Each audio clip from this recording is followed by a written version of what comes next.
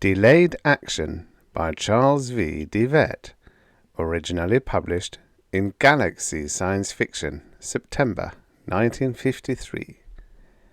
Narrated by Tom Trussel.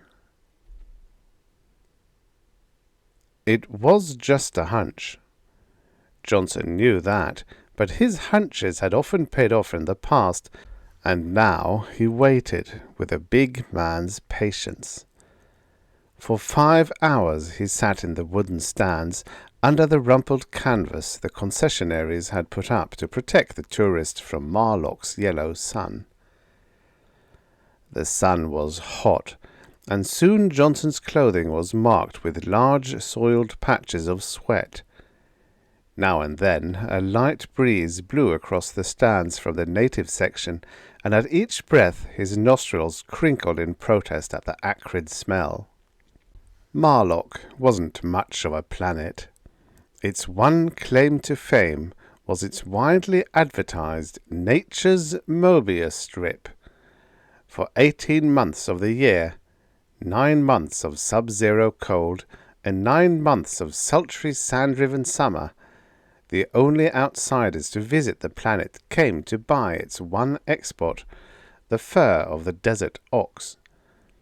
But during the 2 months of fall and 2 months of spring, the tourists poured in to gape at the strip. Idly, for the 100th time, Johnson let his gaze run over the tourists lining up for the thrill journey out onto the strip. Most of them wouldn't go far. They only wanted to be able to say they'd been on it. They would build up some pretty exciting stories about it by the time they returned home. There was no sign of Johnson's man. The party started out onto the strip. At the first sensation of giddiness, women squealed and most of them turned back. Their men came with them, secretly relieved at the excuse. Johnson watched disinterestedly until only 2 remained, the young couple he had designated in his mind as honeymooners. The girl had grit, perhaps more than the young fellow with her. He was affecting bored bravado, laughing loudly as the girl hesitated, but white streaks had appeared along his jawline and across his temples as he waited his turn. The young couple had gone far enough out now so that they were in the first bend of the strip's twisting dip. Already their bodies were leaning sharply as the mysterious gravity of the strip held them perpendicular with a pathway. From where he sat, Johnson could read nausea on their faces. When they had followed the strip around until they were leaning at a 35-degree angle, the girl seemed to lose her nerve. She stopped and stood gripping the guide rope with both hands. The boys said something to her, but she shook her head. He'd have to show his superiority now by going on, but it wouldn't be for much farther. Johnson was willing to wager. The boy took 3 more steps and paused. Then his body bent in the middle and he was sick. He'd had enough. Both turned and hurried back. The crowd of tourists, watching or waiting their turn, cheered. In a few minutes, Johnson knew the kid would be thinking of himself as a hero. Suddenly Johnson straightened up, having spotted a new arrival, who gripped a tan briefcase tightly under one arm, buying a ticket. He had bulky shoulders and a black beard. Johnson's man had come. When he saw the bearded man go out with the next bunch to brave the strip, Johnson rose and walked rapidly to the entrance. Elbowing his way through, with a murmured apology, he joined the waiting group. A thin-faced odd-job man opened the rope gate, and they shuffled through. The group must have walked 50 paces, with the bearded man well up in front, and Johnson somewhere in the middle, before Johnson's stomach sent him his first warning of unrest. Most of those ahead had stopped, and Johnson threaded his way carefully past them. Another 25 steps, and he left the others behind. All except the bearded man. He neither paused nor looked back. Johnson's stomach had drawn up into a tight knot now, and his head was beginning to feel light. There was a faint ringing in his ears. By the time he reached the end of the guide rope, nausea was creeping up from his stomach and into his throat. This was as far as it was supposed to be safe to go. The advertising literature had it that here was the point of no return.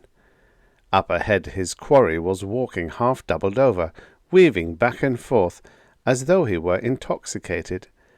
But he did not pause. Johnson turned to look back, and felt his breakfast fighting to come up. From his perspective, the ground and the spectators watching him had swung to a position almost perpendicular to him. He felt that he was about to slide off into space.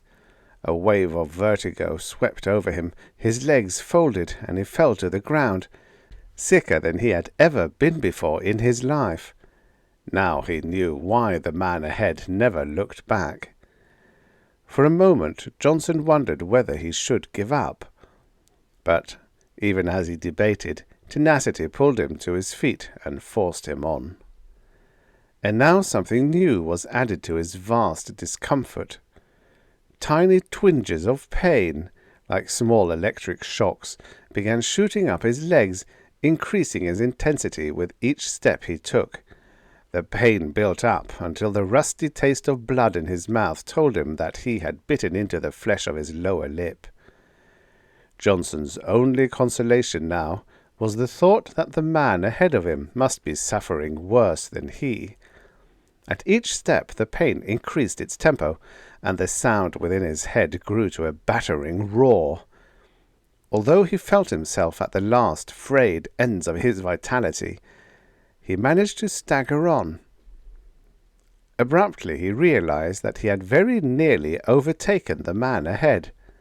Through eyes glazed with pain, he saw the other, still standing, but swaying with agony and sickness. The man seemed to be gathering his resources for some supreme effort. He tottered ahead 2 more steps, threw himself forward, and disappeared. If he paused now, Johnson knew he would never be able to move again. Only willpower and momentum carried him on. He stumbled and pitched forward. A searing pain traced a path through his head, and he felt himself falling. He was certain that he had never lost consciousness. The ground came up to meet him, and, with a last effort, he twisted his right shoulder inward. His cheek slid along the dirt, and he lay on his side without strength. His legs pushed forward in a steady jerking movement as he fought to quiet his quivering muscles. Gradually, a soothing lethargy bathed Johnson's body. His pains vanished, and the sickness left his stomach. But something was wrong, terribly wrong. Slowly he climbed to his feet and stood looking about him. He was still on the narrow arm of the strip. On either side of him, banks of white clouds, with the consistency of thick smoke, billowed and curled about the strip, but somehow they left its pathway clear. Johnson shook his head. The wrongness, he guessed, was in his own mind, but he was unable to determine what it was. Desperately he marshalled his scattered thoughts. Nothing. He took one groping step in the direction from which he had come, and staggered back from a wall of pain as tangible as a concrete structure. He had no choice except to go forward. There was something he must do, he realized, but what was it? With the question came the answer to what was troubling him. His memory was gone. Or, at least, a great gap had been torn through it as though carved out by a giant blade. Briefly, despair threatened to overwhelm him. "Hold it!" Johnson spoke aloud, and the words sobered him. All fears became worse when not looked at. He had to bring this disaster out into the open where he could face it, where he could assay the damage. He had always taken pride in having a logical mind, with thought processes as clear and orderly as a bookkeeper's ledger. Closing his eyes, he went swiftly over his recollections, placing each in its appropriate column. When he finished, he found the balance extremely unfavourable, but not hopeless. On the asset side he remembered his name, Donald Johnson. Right now he was on nature's Mobius strip on the planet Marlock. There was some man he had been following. The rest was on the liability side of his balance sheet. His name remained. All other memory of his own identity was gone. There was no recollection of his reason for being on Marlock, or whom he had been following, or why. That left him little with which to work.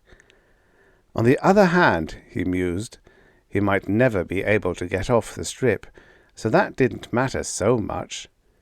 He doubted his ability to stand the stress of penetrating that electric curtain again. His body had been able to take the punishment the first time because the force had built up gradually. Going back would be something else again. Still, he planned his next actions methodically. Only in that way could he retain his sanity. He would go forward for 1 hour, he decided. He checked his wristwatch and discovered it had run down, and, if he found nothing, he would return and take his chances on getting through the curtain. At the end of 10 minutes, he sighted land ahead of him. When he stepped off the strip, he stopped in amazement. Somehow the strip had doubled back on itself, and he had returned to his starting place. To his right was the rough wooden viewing platform with its green umbrella gone. The stands were empty, and not a person, tourist or concessionaire, was in sight. As Johnson stood, perplexed, he became aware of numbness spreading over his body. He brought up his hands and watched them slowly turn blue with cold. He realized then, in a burst of wonder, that winter had come to Marlock. Yet it had been spring when he had gone out on the strip. "Good God, man!" the clerk exclaimed. "Have you been out in that cold without a coat and hat?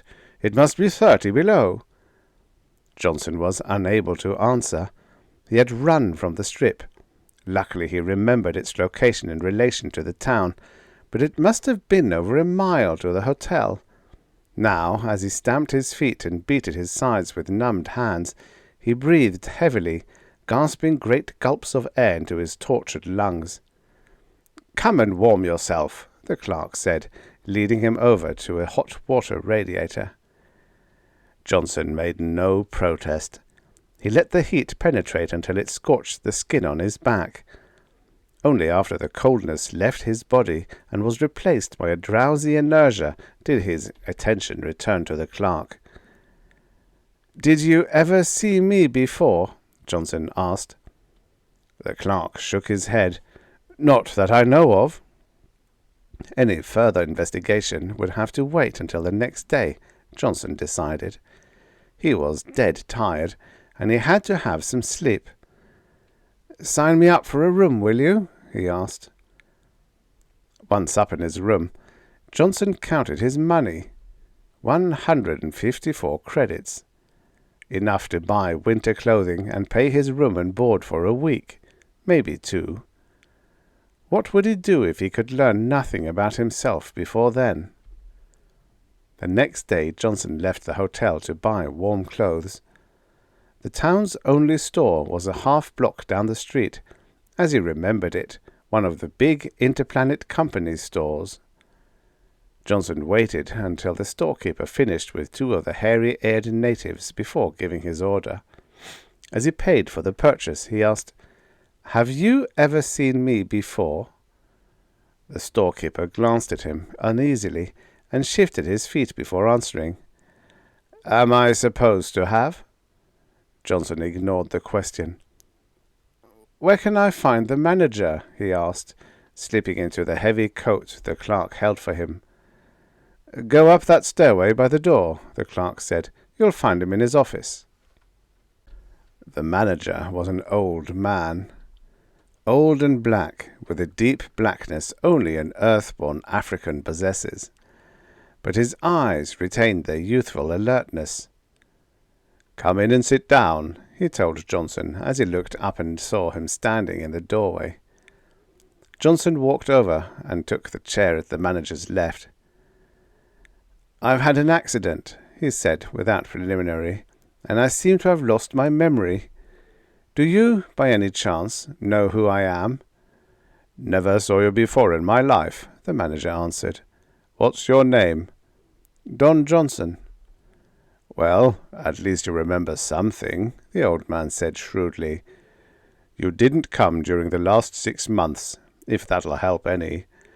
There have been only 2 ships in that time, both the companies.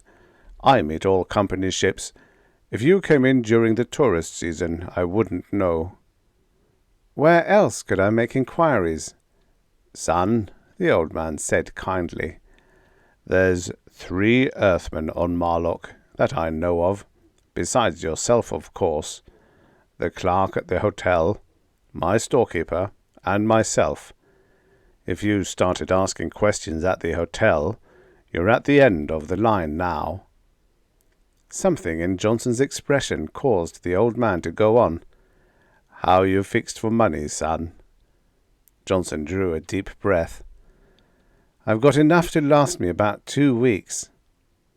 The manager hesitated and carefully surveyed the ceiling with his eyes before he spoke again. "I've always felt we Earthmen should stick together," he said. "If you want a job, I'll find something for you to do and put you on the payroll." 20 minutes later, Johnson took the job, and 20 years later he was still working for the company. He worked for them until... Johnson was glad, when the first twinge of fear came, that it brought no panic. Instead, it washed through his body, sharpening his reflexes and alerting his muscles for action. He never ceased to wonder about this faculty he had acquired for sensing the presence of danger. There was no doubt in his mind that it had come into active function through the influence of his environment, but it must have been an intrinsic part of him even before that, waiting to be activated. A moment before he had localized the source of his uneasiness, an Earthman, following perhaps 50 paces behind him. The one quick glance Johnson had allowed himself told him his follower was above average in height, and lean, with a wiry, muscular command of himself that marked him as a man capable of well-coordinated action. He fought the rising force of the next sand-blaster boiling in from the desert, until he was unable to take a step against it. Then he moved behind a mud-packed arm projecting from the native dwelling at his right. Every building had one of these protecting arms added on.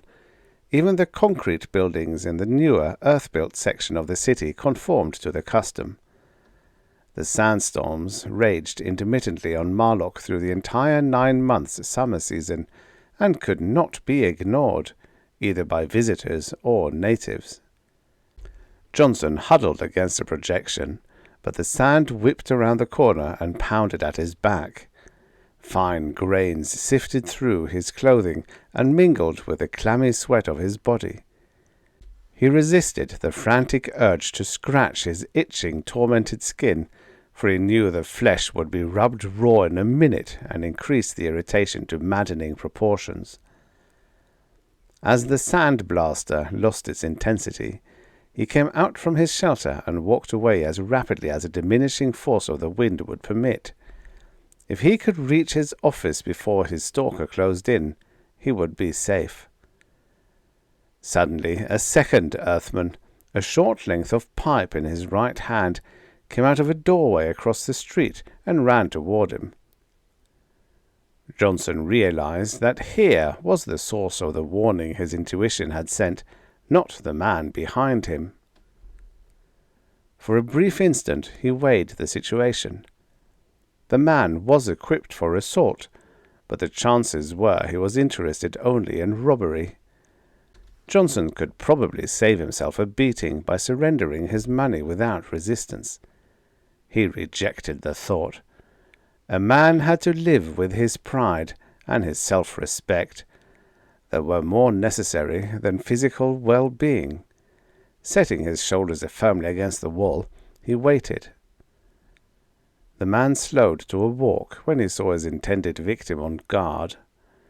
Johnson had the chance to observe him closely. He was a short and dark man, heavy of bone, with the lower half of his face thickly bearded, and sweat making a thin glistening film on his high cheekbones. Abruptly, a voice said, "I wouldn't touch him if I were you." Johnson followed the gaze of his near attacker to his left, where the lean man he had noted before stood with a flat blue pistol pointed in their direction. He held the pistol like a man who knew how to use it. "A gun!" the man in the street gasped. "Are you crazy?" "Better put it away, fast," Johnson warned his ally. "If the native police catch you with that gun, you're in bad trouble." The lean man hesitated a moment, then shrugged and pocketed the gun, but he kept his hand in the pocket. "I can still use it," he said to no one in particular. "Look, chum," the bearded thug grated, "you're evidently a stranger here. Let me give you a tip. If you get caught using a gun, or even having one on you, the police'll slap you in jail with an automatic sentence of 10 years. An Earthman couldn't stay alive in one of their so-called jails for a year. Now I've got a little business to attend to with Mr. Johnson, and I don't want any interference. So be smart and run along." The smile never left the stranger's face. "Right now," he said, "I am interested in seeing that Mr. Johnson remains in good health. If you take another step toward him, I'll shoot. And if I'm not successful in evading the police afterwards, you won't be alive to know it." "You're bluffing," the bearded man said. "Let me point out something," Johnson interrupted.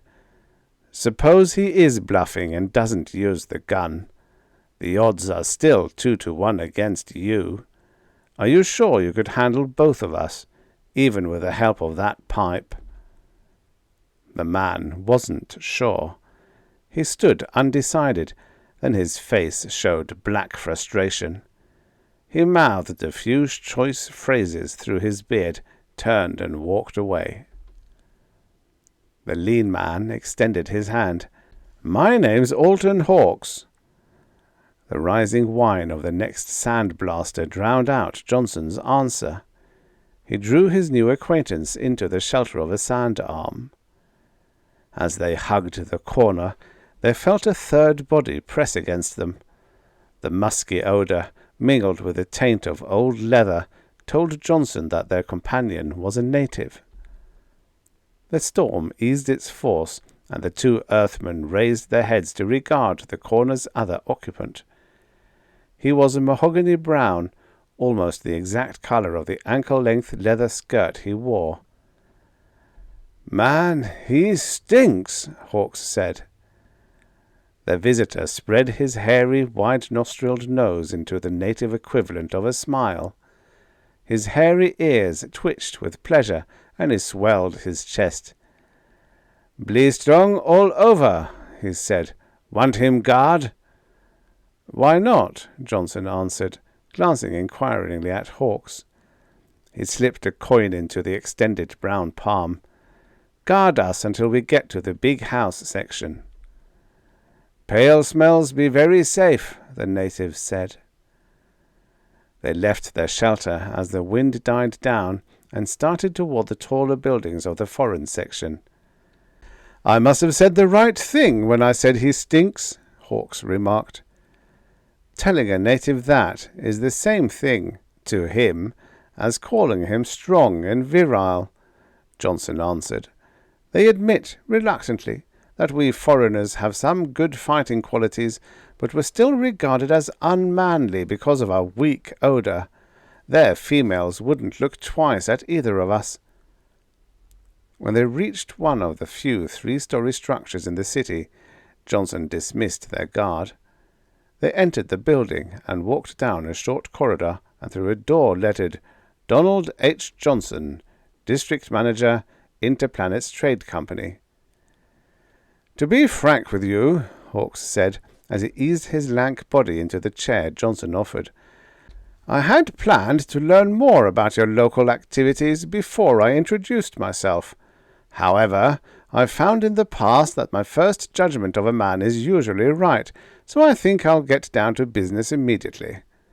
He drew a set of papers from an inside pocket and tossed them on the desk in front of Johnson. "I'm a company Secret Service man," he said. Johnson raised his eyebrows, but looked at the papers without comment. He glanced up at Hawkes. "Do you recognize either of the men in the pictures?" Hawkes asked, when he saw that Johnson had no intention of speaking. Unhurriedly, Johnson picked up the papers and removed a rubber binder. He pulled out 2 photos and laid them on the desk in front of him. "The bearded one is the man who waylaid me," he said. "Of course." "Look at both a little closer," Hawkes suggested, "and see if you don't notice something else." Johnson studied the pictures. "There's no doubt about the first," he murmured. "Evidently I'm supposed to recognize the other also." Abruptly he sat erect. "They're both the same man," he exclaimed. "Only in the second picture he's clean-shaven." Hawkes nodded. "There's a story about those 2 pictures," he said. "But first, let me fill you in on some background. You know that Interplanets has branches on more than 1,000 worlds. Because of this widespread operation, it's particularly vulnerable to robbery. But it would cost more than the company's earnings to post adequate guards on every station, and it would be impractical to depend on the protection of the local governments, many of which are extremely primitive. On the other hand, allowing themselves to be robbed with impunity would be financial suicide." Johnson nodded. "Of course." "That," Hawkes continued, "is where the company's Secret Service comes in. It never lets up on the effort it will make to solve a robbery and bring the perpetrators to justice, and it never quits once it begins an investigation. That policy has proven very effective in discouraging thievery. During the company's entire tenure, there have been less than 12 unsolved thefts, and 2 of them occurred right here on Marlock." "I was a clerk with the company at the time of the second," Johnson said reminiscently. "Been with them about 3 years then. That must have been over 20 years ago. He paused and looked down. "I remember," he said. "The picture without the beard. That's the thief." The photograph was taken by one of the automatic cameras set up for just that purpose. We still use them. But they never found the man. "That's right," Hawkes agreed. "The robbery occurred a little over 20 years ago, and the other picture you have was taken at the time of the first robbery, approximately 25 years before that." "But it isn't possible," Johnson protested. "These pictures are of the same man, and there's obviously no 25-year spread in age between them, unless one is the other's father or a relative that resembles him very closely," Hawkes finished. "Look at the pictures again. There's the same scar on both foreheads, the same pockmark on the right cheek. Our special section has even made measurements of the comparative sizes of the nose, ears, and other features. There's no possible doubt that the pictures are of the same man." "How do you explain it?" Johnson asked. "I don't," Hawkes replied quietly. "That's one of the things I'm here to learn. But did you notice this? The man we encountered this afternoon was not only the same as the one on those pictures, he still looks the same. We might, for the sake of argument, grant that a man's appearance would change only slightly in 25 years, but when you add another 23 on top of that, and he's still unchanged. If you're certain that he's the man, why don't you arrest him? Johnson asked. Can we arrest a man apparently about 30 years old and accuse him of a crime committed 48 years ago, or even 23 years ago? I suppose not, Johnson agreed. What do you intend to do? I haven't decided yet. First, I'll have to learn more about the situation here. You can help me with that. Right now, I'd like to know something about the native customs, especially in regards to legal matters. Their laws are fairly simple, Johnson began. There's no law against stealing or taking by force anything you can get away with. That sounds absurd by Earth standards. It prevents the amassing of more goods than an individual needs and makes for fairly equitable distribution. If a native somehow acquires a sudden amount of wealth, goods in their case, he must hire guards to protect it. Guarding is a major occupation. They do an especially big business during the tourist seasons. In time, the pay of the guards will eat up any native's surplus. Either way, by loss or guard pay, the wealth is soon redistributed. Can they even kill one another with impunity? No. The laws are rigid in that respect. In the process of relieving another of his property, they must neither break a major bone nor inflict permanent damage. If they disobey, they are tortured to death in the public square. Hawkes asked, Who enforces their law? One of the clans. Its members are supported in their duties by all the others, and there's a permanent open season on murderers. Anyone, police or civilian, may revenge a victim. How about the law against carrying firearms? With them, intent is tantamount to commission, Johnson replied. Only foreigners are ever foolish enough to be caught armed. However, all native laws apply to them also. The only concession the company has been able to force is that a foreign offender isn't tortured. He's put in jail for 10 years. No one ever lived to come out. I see, Hawkes said. Interesting. However, the immediate situation is this. I've been sent here because the service received reports that our bearded friend had made another appearance, and we believe it's safe to assume that he's here to attempt a third robbery. Right now, we'll have to pass over his trick of longevity. Our problem is to catch him in the act. When do you think he'll make his play? It'll have to be some time before tomorrow noon, Johnson answered. Under our setup, we accept furs from the natives whenever they're brought in, but we pay off only once a year. That way, I'm not burdened with guarding money the whole year around. I have well over 50,000 credits in the safe now, and tomorrow I begin paying off. Then we'll have to be ready for him, Hawkes said, though I don't expect him until tonight. Probably just about the time you're ready to close. He'll need you to open the safe. I can count on your help? Johnson nodded.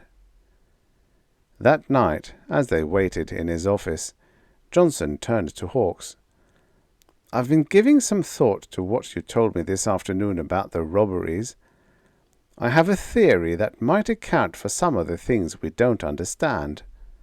Yes? Hawkes looked closely at Johnson. You've probably heard of a tourist attraction called Nature's Mobius Strip. As far as we know, no one has ever gone beyond a certain point and returned. Suppose there's a time flaw at that point, and the bearded man has somehow learned about it.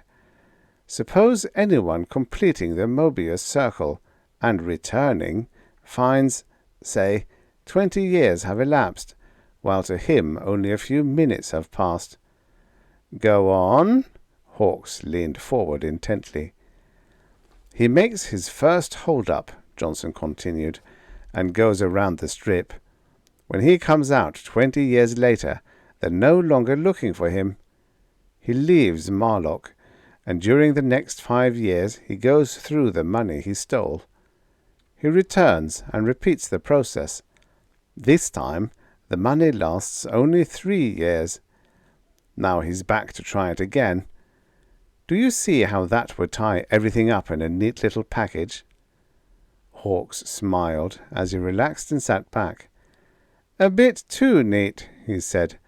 "Also, you don't have an ounce of concrete evidence to back up your theory." "That's right, I don't," Johnson agreed. Outside the door, a board creaked. Johnson glanced quickly across the room to where Hawkes sat with a pistol on his lap. Hawkes's eyebrows raised, but he made no sound. Suddenly the door was kicked open, and the black-bearded stranger stood framed in the doorway. "Raise 'em!" he barked. The gun in his hand was aimed at Johnson. The man took 2 steps into the room. Hawkes shifted slightly in his chair, and the gunman's head swiveled in his direction. The slug from Hawkes's pistol made a small blue hole in the upper left corner of his forehead. The thug's face tipped up, shocked and unbelieving. He swayed slowly before he fell backward, his body rigid. His fur cap flew from his head as he struck the floor. "I thought we'd better play it safe," Hawkes said as he rose and walked over to the fallen man. He slipped his gun into his pocket before he bent and picked up the cap at his feet. He dropped it over the upturned face. For a long moment the silence held thin as the 2 men looked at each other. Hawkes stood, wiping his right hand on his trouser leg. Johnson toyed idly with a gun he had picked up from the desk in front of him. Finally Hawkes let his body sag into a chair at Johnson's right. "This is always a dirty business," he said sourly. Johnson sat down also. "Did you notice the look on his face when he saw you and you shot him?" he asked, abstractedly turning the pistol in his hand. "Funny thing. In that half-second before he fell, an article I read somewhere flashed into my mind. It seems that during the French Revolution, a certain doctor got to wondering just how long a man's brain remained active after his head had been cut off. He persuaded some of his friends who were due to be guillotined to cooperate in a series of tests. Each man was to keep blinking his eyes as long as possible after his head left his body, as a sign that he was still conscious. The doctor counted as high as 6 winks. "Very interesting, I'm sure," Hawkes said guardedly, "but a bit morbid, isn't it?" "I was wondering," Johnson went on, as though he had not heard the other, "whether he was still conscious for that instant after you shot him, and if that brought the look of surprise to his face." Hawkes turned in his chair to face Johnson fully. "You're driving at something," he said sharply. "Get to the point." "Personally, I've wondered at a few things about you myself," Johnson said. He held the gun steadily in his hand now, no longer pretending to play with it. "I told you that our second robbery occurred while I was a clerk with the company," he went on. "They jerked me into the Home Office, and for a while I had a pretty rough time. You know, when I joined the company, I was an amnesiac. I remembered my name, but that's about all." "No, I didn't know," Hawkes muttered, growing slightly paler. "I learned then from the Home Office that I had been a member of their Secret Service some 20 years earlier.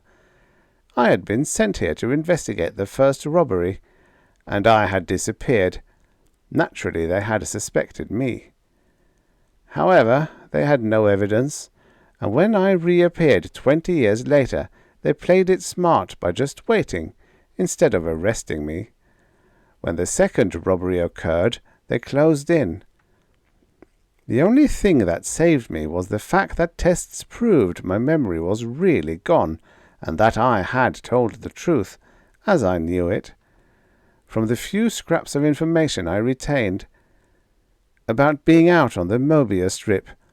They and I arrived at the theory I mentioned a short time ago. I was sent back here to wait. The company never gives up. Remember? Are you insinuating that I was in cahoots with this fellow here? Hawkes asked harshly. I'd say it was more than an insinuation, Johnson replied. You made several other slips. In the first place, Secret Servicemen are usually better informed about a situation they're investigating than you seem to be. Also, those identification papers you showed me were faked. The skin along the bridge of Hawkes's nose had drawn tight, and now his lips grew narrower. In that case, why did I save you from that man this afternoon? He asked. And why would I shoot him now? You saving me was an act to get into my confidence. You shot him so you wouldn't have to split the loot. I figure you were in with him on the second robbery also. There had to be someone, because his memory would be gone when he came off the strip. But you weren't satisfied. Together you decided to pull off another robbery while you were here and double the spoils. Then you decided you wanted it all for yourself, and you shot him. There's one big flaw in your reasoning, Hawkes pointed out. How did I plan to get away? The only ships leaving here for several months belong to the company. Do you think I'd be foolish enough to expect them to let me slip out on one of their ships? No, I think you intended to go out on the strip yourself. All right, then, Hawkes countered. You admitted that this was a two-man job. How could I protect myself when I returned if I knew in advance that I wouldn't know who I was, let alone what I had done? I'll come back to that in a minute, Johnson said. But now I'd advise you to drop your gun on the floor and give yourself up. You've got nothing to gain by carrying on the bluff. You know I'll never let you get to the strip. And once I put you on the ship, the company will take over. Hawkes's shoulders drooped. Finally he smiled raggedly. There's no use my arguing any longer, he said. But you've made the mistake of underestimating me, my friend. I've lost my gamble, that's all. You have nothing on me. I'm not as ignorant of native law as I may have pretended. Granted, I am carrying a lethal weapon, but I'm on private property. That's legal. I shot a man, but only in defense of my own life. His gun on the floor will prove he came in armed, so I'm clean as far as the natives are concerned, right? Johnson nodded. And as for the company, what will they hold me for? They can't prove any connection between me and him. Hawkes indicated the man on the floor. And this robbery, it never actually came off. Earth laws don't allow prosecution for an intent. Now, where does that leave you? Johnson stood up. You're right, as far as you went, he said. But, returning to your earlier question about one man pulling this job, I asked myself how I would do it if it had to be done alone. And I found a way. You'd probably figure the same one. Now, I'll take that paper in your pocket. It will serve very well as a confession. Suddenly Hawkes's right hand streaked toward a side pocket. Johnson leaned forward and brought the flat of his gun across the other's temple. As Hawkes sagged, Johnson ripped open his coat and took out a sealed envelope. He removed the sheet of paper and read, This has been written for my own information. My name is Alton Hawkes. I have robbed the Interplanets Company and gone out on the strip with the money. When I read this, my memory will be gone, and 20 years will have elapsed. The end. Subscribe for your daily stories of futures past. Maybe there ain't no such thing as a free lunch, but there is such a thing as a free story. Enjoy.